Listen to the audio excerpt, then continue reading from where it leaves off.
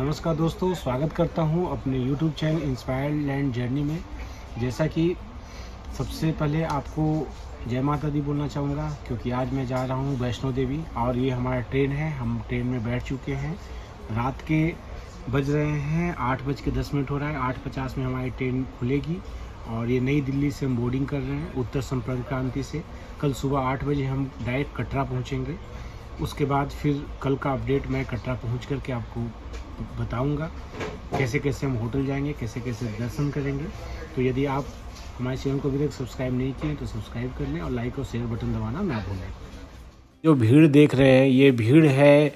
सबसे पहले आप कटरा रेलवे स्टेशन पहुंचेंगे तो ये लाइन लगनी पड़ेगी और आपको अपना दोनों जो वैक्सीनेशन आपने लिया है, दोनों वैक्सीनेशन का जो सर्टिफिकेट है वो आपको दिखाना पड़ेगा।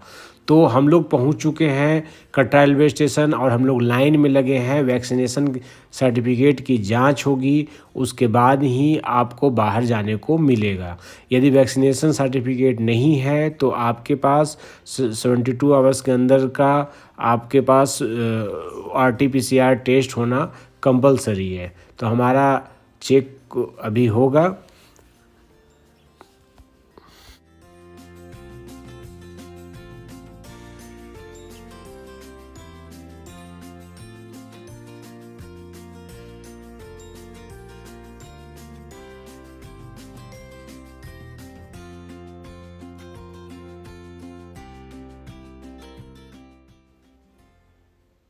ये एंट्री गेट है और एंट्री गेट पे हम लोग पहुंच चुके हैं। अभी यहाँ पे एंट्री होगी और आपकी बैग की स्कैनिंग होगी और जो आपकी पर्ची है एंट्री का वो चेक होगा। नमस्कार दोस्तों, जैसा कि हम पहुंच चुके हैं बाणगंगा जब आप पहुंचेंगे तो सबसे पहले आपको यहाँ पे पर्ची आपको बनवानी पड़ेगी और मास्क कंपलसरी है। इसके अलावा आपने जो भी वैक्सीन लिया है, वैक्सीन के जो दोनों सर्टिफिकेट है वो रखना कंपलसरी है। आपको दोनों वो सर्टिफिकेट रखना पड़ेगा। आपकी जो सामान है, सामान की स्कैनिंग होगी पीछे में। बाणगंगा से आपकी शुरुआत होगी और आपका मोबाइल जो पोस्टपेड होगा वही मोबाइल यहाँ पे काम करेगा। तो चलते हैं, यात्रा की शुरुआत करते हैं। जय माता दी। ये हमारे साथ रोहित जी जुड़ चुके हैं। मैडम है, रश्मि है और ये आपका श्रेयसी है, अक्षय है और ये क्या नाम है आपका, विक्की, श्रेयांश। तो चलते हैं।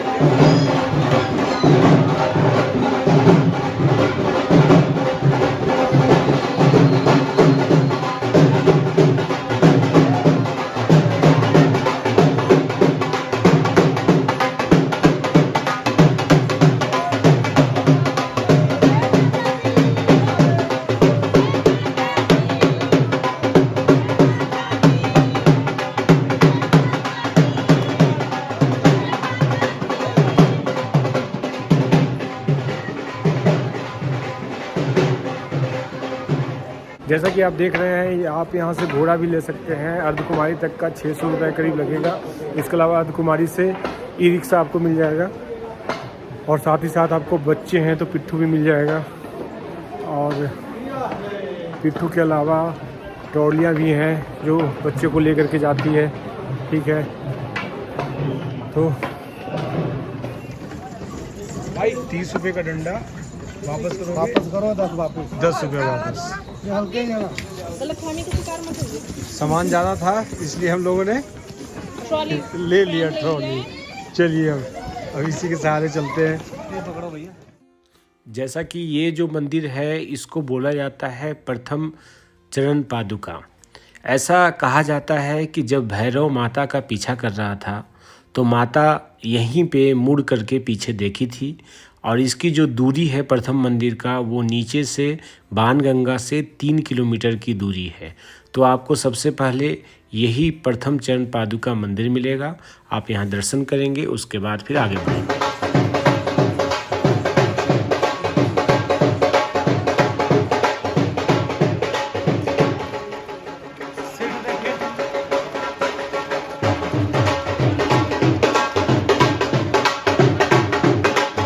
हमारे पीछे जो देख रहे हैं ये बैटरी रिक्शा काउंटर है। यहाँ से आप 354 रुपीज़ लगेगा भवन तक का ये अर्ध कुमारी हम आ चुके हैं और अर्ध कुमारी से भवन का आपको 354 रुपीज़ लगेगा। लेकिन ये टिकट सबको नहीं मिलता है, जिनके साथ बच्चे हैं, वो बूढ़े हैं, उन्हीं को ये टिकट उपलब्ध होता है।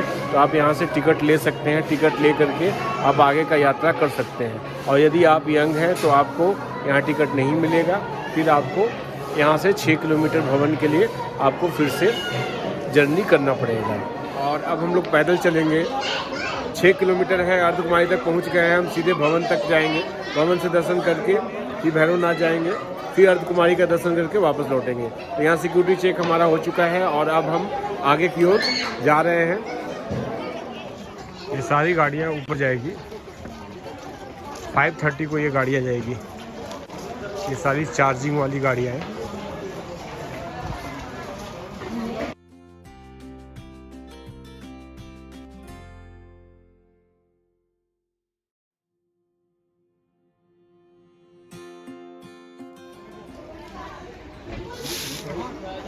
ये जो रास्ता देख रहे हैं इसको बोलते हैं हाथी मत्था। ये जो रास्ता है हाथी मत्था है और ये रास्ता ठीक है।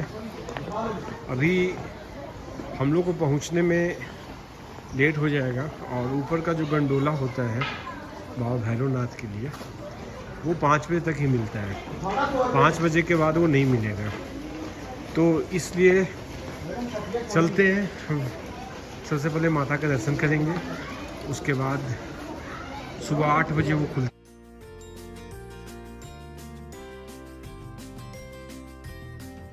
जैसा कि हम भवन के बिल्कुल नज़दीक आ चुके हैं और बस कुछ ही दूरी पे भवन आया है। और सुबह के दोपहर के 12 बजे चले थे हम लोग और शाम के 7 बज रहा है, अंधेरा हो चुका है। अभी हम लोग बस पहुंचने वाले हैं, अभी माता का दर्शन करेंगे। छोटे बच्चे थे इसलिए काफ़ी टाइम लग गया और रास्ते में रुकते हुए कुछ नाश्ता कुछ खाना खाते हुए आगे आ रहे हैं, तो थोड़ा टाइम लग गया। और बस भवन के नज़दीक ही पहुंचने वाले हैं।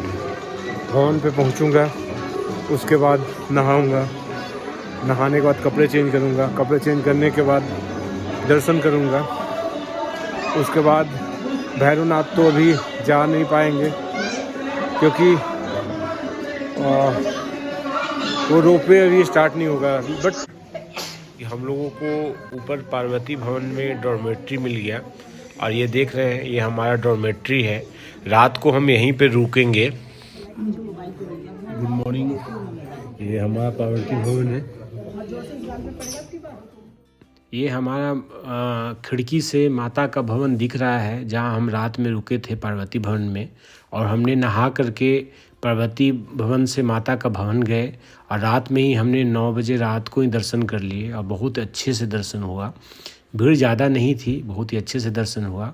और दर्शन के बाद हम यहीं भवन में आकर के रुके और हमने नाइट स्टे किया। और ये भवन से जहाँ मैं रुका हूँ, पार्वती भवन से ये बाहर का दृश्य है, बहुत ही प्यारा, बहुत ही अच्छा है। वहाँ से हमने चेकआउट किया। चेकआउट करने के बाद ये लॉकर लिया है। लॉकर में हम यहाँ सामान रखेंगे। सामान रख करके भैरव स्थान दर्शन के लिए जाएंगे, क्योंकि सुबह आपको चेकआउट करना पड़ेगा 9 बजे तक। तो हमने चेकआउट करके सारा सामान लॉकर में रख दिया। लॉकर में रखने के बाद अब हम जा रहे हैं भैरव स्थान दर्शन करने के। अब हम लोगों ने भैरवनाथ के लिए जा रहे हैं और लॉकर में हमने सामान यहाँ रख दिया है। और हम लोग इसी बिल्डिंग में रुके थे, पार्वती भवन में रात में रुके थे और अब हम लोग भैरवनाथ के लिए चल रहे हैं। जो रोपवे है, रोपवे का जो टिकट है वो 100 रुपीज़ है। 100 रुपीज़ में आपको आना और जाना दोनों होता है। और इसके लिए आपको एक आदमी को एक ही टिकट आपको मिलेगा। और लेकिन इसमें टाइमिंग जो होती है वो 2 घंटे के अंदर में आपको वापस आना होता है। ठीक है, तो हम लोग काउंटर पर गए और हमने टिकट ले लिया है। अब हम लोग टिकट लेने के बाद रोपवे लेने के लिए नीचे की ओर जा रहे हैं।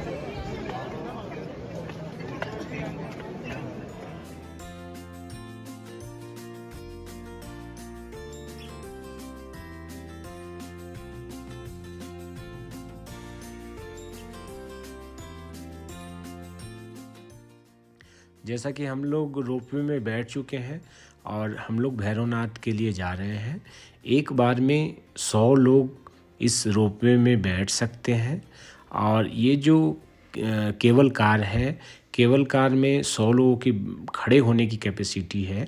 और क्योंकि इसको जाने में 2 मिनट का ही समय लगता है, तो 2 मिनट में आप भैरवनाथ तक पहुंच जाएंगे। उसके बाद 400 मीटर की दूरी आपको चलना होगा, तब जा कर के आप भैरवनाथ के दर्शन कर सकेंगे।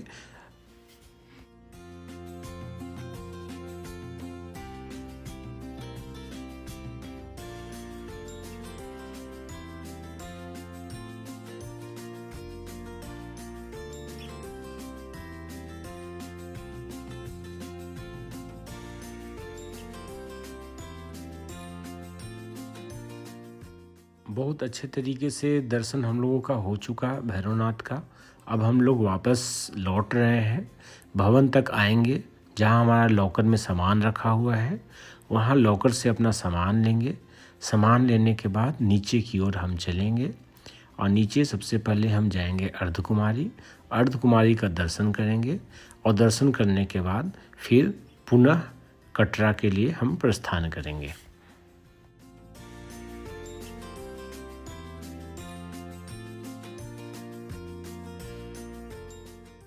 दर्शन हो चुका, हम लोग ब्रेकफास्ट भी कर चुके हैं। अब हम लोग निकल रहे हैं। रास्ते में हम लोग अर्धकुमारी रुकेंगे, अर्धकुमारी में दर्शन करेंगे। दर्शन करने के बाद फिर हम लोग सीधे नीचे की ओर जाएंगे।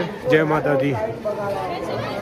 इस तरीके से हमारा यात्रा समाप्त हुआ और हमारा दर्शन हो चुका है।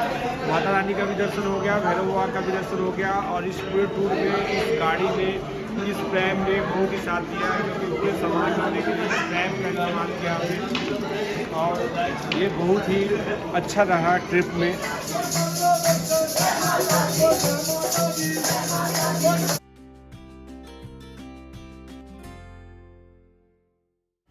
ये रास्ता अर्धकुमारी के लिए जा रहा है। अब हम लोग अर्धकुमारी जा रहे हैं।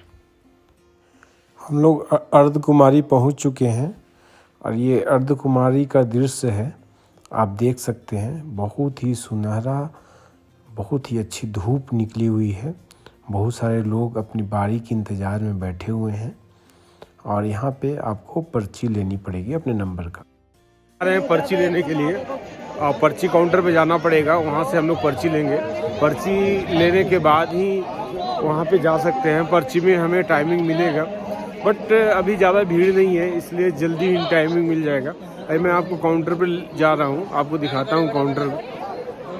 ये सामने 2 नंबर काउंटर है, जहाँ से आपको पर्ची मिलेगा। अभी हमें पर्ची मिल चुका है और हमारा पर्ची का नंबर है 578 और जो अभी नंबर चल रहा है वो चल रहा है 550। वहाँ पे आपका पीछे में जो बोर्ड लगा हुआ है वहाँ पे नंबर आपको दिखाएगा। जब हमारा 578 आएगा तब हम वहाँ पे जा सकते हैं दर्शन के लिए।